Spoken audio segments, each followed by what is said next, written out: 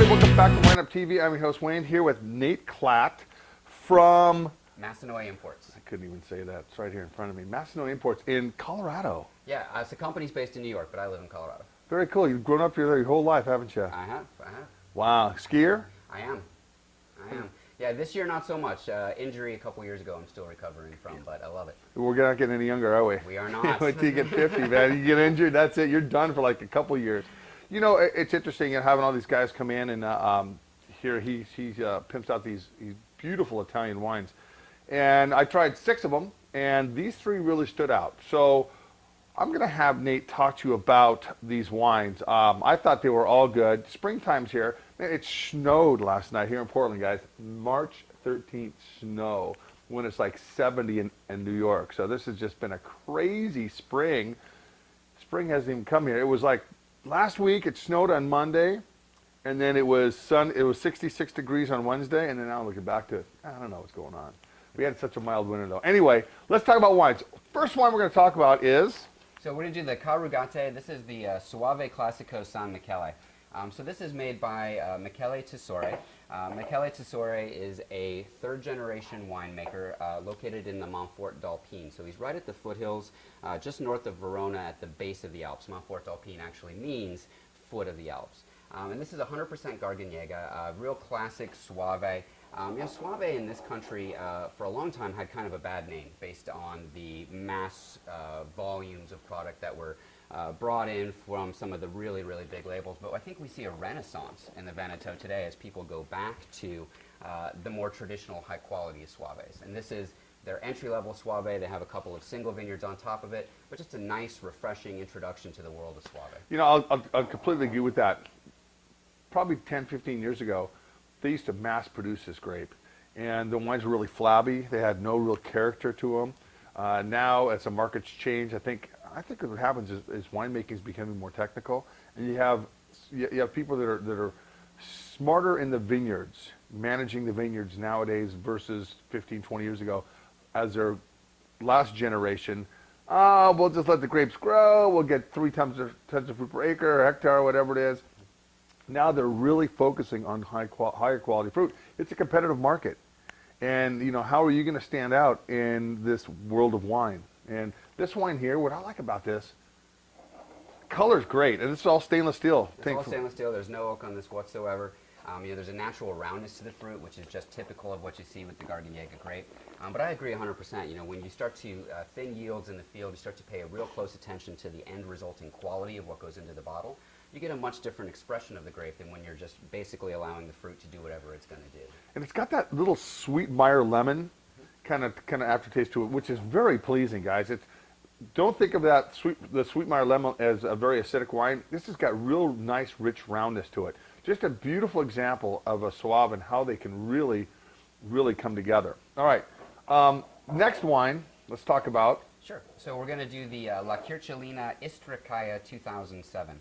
So this is a wine that's made by Lorenzo Sassetti. Lorenzo Sassetti is a winemaker from Montalcino, the region famous for Brunello di Montalcino. And his father was the founder of an estate called Pertimali di Livio Sassetti.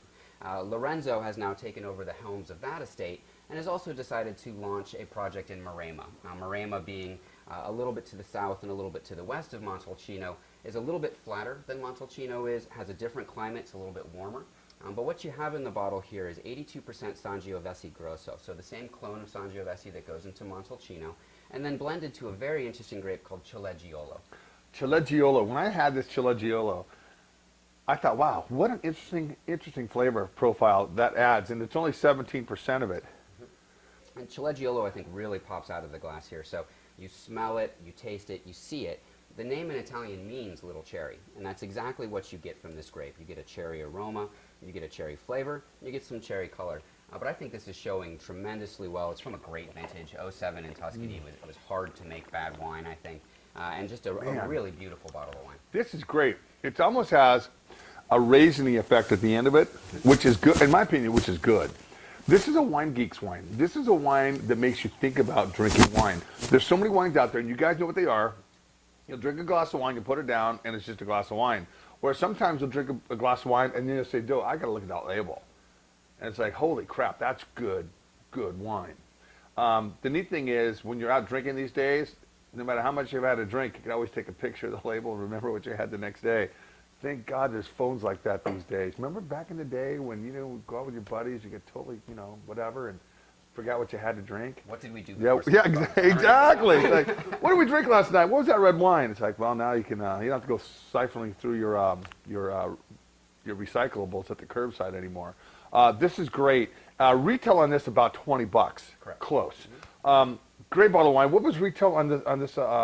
Retail on Suave is going to be about 16. About $16. You know what, guys? I know it's out of some of your comfort zone for a white wine, because I know what your comfort zone are, man. I get classes here 3 times a week. I know exactly what your comforts are.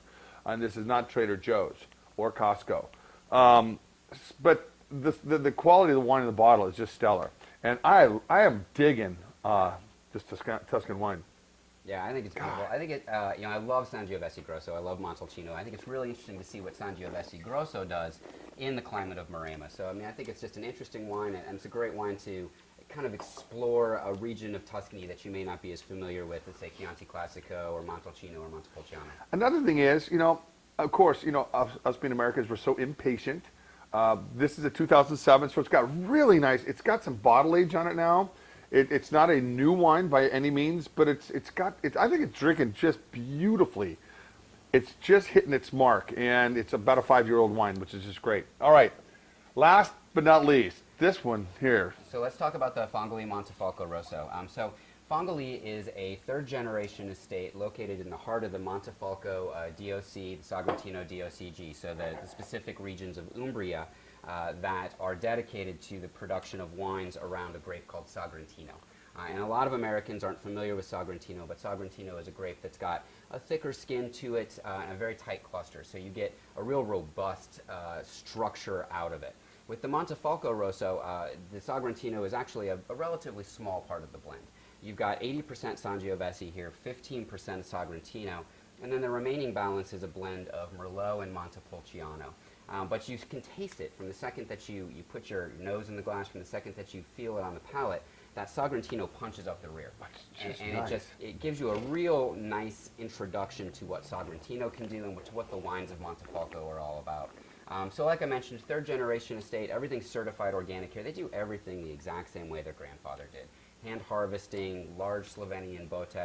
So a real nice introduction, and the wine, again, is reasonable in terms of wanting to explore a new area of Italy that you may not be familiar with, but not having to spend a ton of money to do it. So you just hit the nail on the head right there. Guys, like I teach everybody in my classes, think outside the box.